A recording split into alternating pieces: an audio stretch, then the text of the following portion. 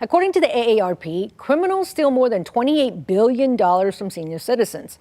Much of that money is never recovered and cause huge problems for elderly folks on fixed incomes. Well, today is National Senior Fraud Awareness Day. Local financial professional Nathan Ford from Vital Retirement Planners is here to talk more about this. And Nathan, who's stealing all this money from the seniors? This is such a sad story, and I hate this topic, but it's such an important one we have to talk about a lot. But $28 billion, of the $28 billion stolen from seniors, $8 billion of that is stolen by people who don't know the seniors, which means $20 billion is stolen by people who know them. These can be caregivers or family members. It's just a sad story. That is. Okay, so what can we do to protect our elderly? Well, for one, it's important to know why they're being targeted. And one reason is because they typically have more money because they've saved for retirement. They have their retirement accounts, IRAs, savings. And so there's a target there because of the assets. And they can typically be taken advantage of a little bit more than others because they're not always updated on the new methods the scammers are using, new technology. They're getting a phone call from, they think, the IRS or Medicare or Social Security.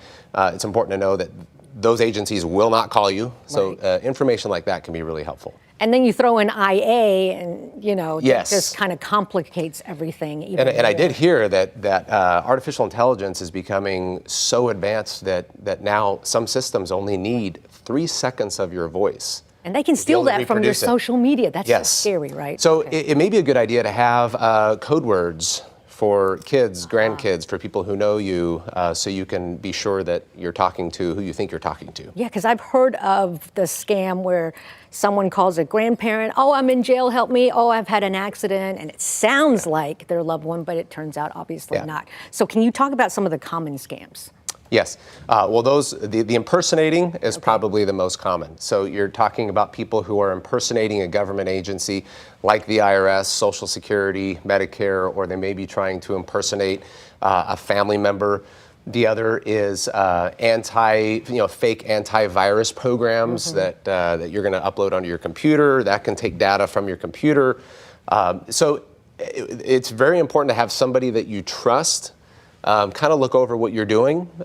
Maybe have someone you trust look over your credit card statements, your bank statements, to look for odd expenses or charges. And you should feel confident enough to ask questions to the seniors that you know and get a description for why are we doing this? Why do we have the new roof? Why the new driveway? Why this subscription?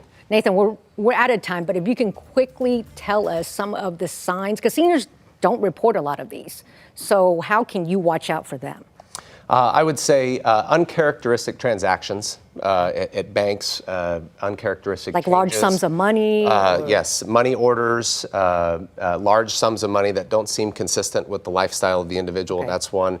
Sudden changes to documents, beneficiary changes, wills and trusts. And again, the most common perpetrator are those who know the senior. So this is where it can get very uncomfortable for some people. If you feel like there's been fraud, report it to the Attorney General, the Better Business Bureau. If there's fraudulent transactions, report that to your credit card company. Get that card stopped. Report the fraud. Just report, ask, and we'll be